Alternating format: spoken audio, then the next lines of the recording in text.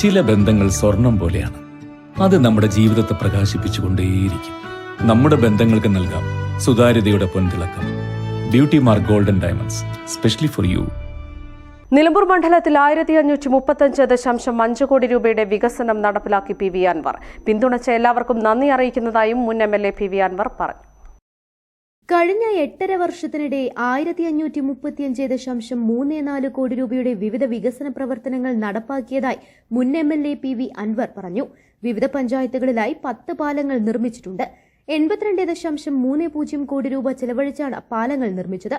Munderi farm gate മുതൽ പൂക്കോട്ടുംപാടം വരെയും പൂക്കോട്ടുംപാടം മുതൽ മയിലാടിപ്പാലം വരെയും മലയോര ഹൈവേയുടെ നിർമ്മാണത്തിനായി 165 കോടി രൂപയും ചെലവഴിച്ചു.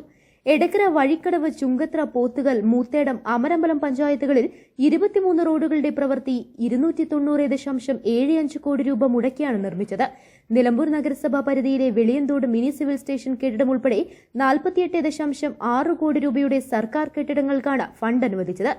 ഇതിൽ എടക്കര ആയുർവേദ ആശുപത്രി, ജില്ലാ ആശുപത്രിയിലെ മാതൃശിശു വിഭാഗം, റവന്യൂ ടവർ എന്നിവയ്ക്കാണ് ഫണ്ട് ഉപയോഗിക്കുന്നത്. പ്രളയസഹായമായി 154.76 കോടി രൂപയാണ് അനുവദിച്ചു നൽകിയത്. മരിച്ചവരുടെ കുടുംബത്തിന് 4 ലക്ഷം രൂപ അനുവദിച്ചു. വീടുകളിൽ വെള്ളം കയറി നാശനഷ്ടങ്ങൾ സംഭവിച്ചവർക്കായി 39 കോടി രൂപയാണ് സർക്കാർ വഴി ചെലവഴിച്ചത്. ഭൂമിയും വീടും നഷ്ടമായവർ, ക്യാമ്പുകളിൽ കഴിഞ്ഞവർ, വീടിന് 75% നഷ്ടം സംഭവിച്ചവർ, ഭൂമി നഷ്ടപ്പെട്ട 322 കുടുംബങ്ങൾ തുടങ്ങി വിവിധ കാര്യങ്ങളിൽ നാശവും നഷ്ടവും വന്നവരെ സഹായിക്കുന്നതിനായാണ് ഭീമമായ ഇത്രയും തുക സർക്കാർ വഴി അനുവദിച്ചത്. ആദിവാസി ഊരുകളിൽ സമ്പൂർണ്ണ വൈദ്യുതീകരണം നടപ്പിലാക്കാനായി 4.92 കോടി രൂപ അനുവദിച്ചു.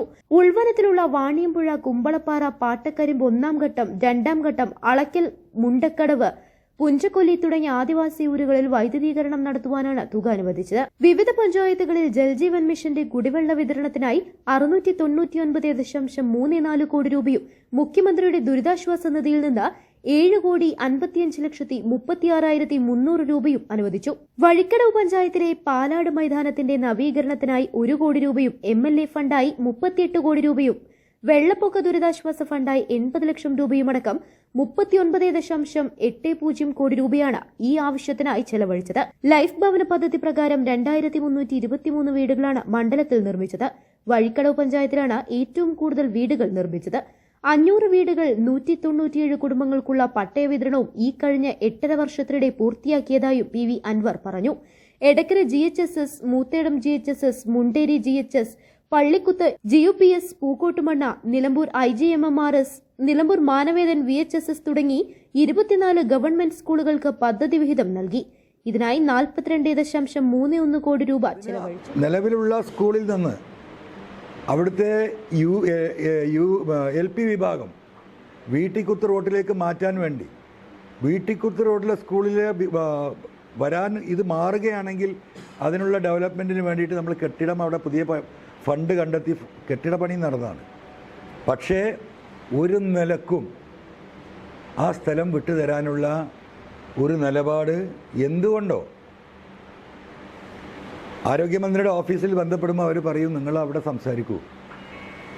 വിദ്യാഭ്യാസ മന്ത്രിയുടെ ഓഫീസിൽ ബന്ധപ്പെടുമ്പോൾ പറയും നിങ്ങൾക്ക് അവിടെ DC നിന്ന് ക്ലിയറൻസ് അവർ നിങ്ങളിതിൽ ഇടപെടുത്തു. ഇന്ന് വരെ നമുക്ക് പൂർത്തിയാക്കാൻ കഴിഞ്ഞില്ല. നിങ്ങൾക്കറിയാം, ഇന്ന് വരെ പൂർത്തിയാക്കാൻ കഴിഞ്ഞിട്ടില്ല. നമ്മുടെ ഈ പ്രദേശം മാത്രമല്ല, ഈ പറയുന്ന നാടുകാണി തൊട്ടുള്ള ജനങ്ങൾ അഭയം പ്രാപിക്കുന്ന ഏറ്റവും കൂടുതൽ ആദിവാസികളുള്ള ഈ പ്രദേശത്തെ ആശുപത്രിയാണ്.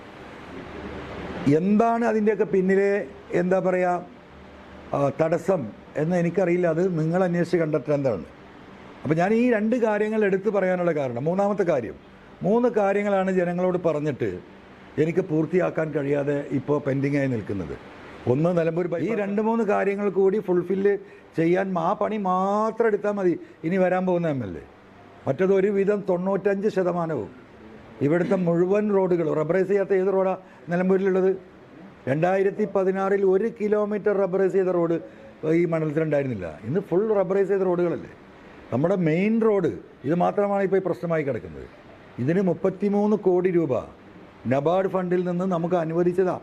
ഇപ്പോൾ ഒരു 7 മാസം മുമ്പ് ഇവിടുത്തെ നമ്മളെ ഫീൽഡ് എഞ്ചിനീയർമാർ നിലമ്പൂർക്കാരുണ്ടല്ലോ, അവരോട് നിങ്ങൾ ചോദിക്കൂ.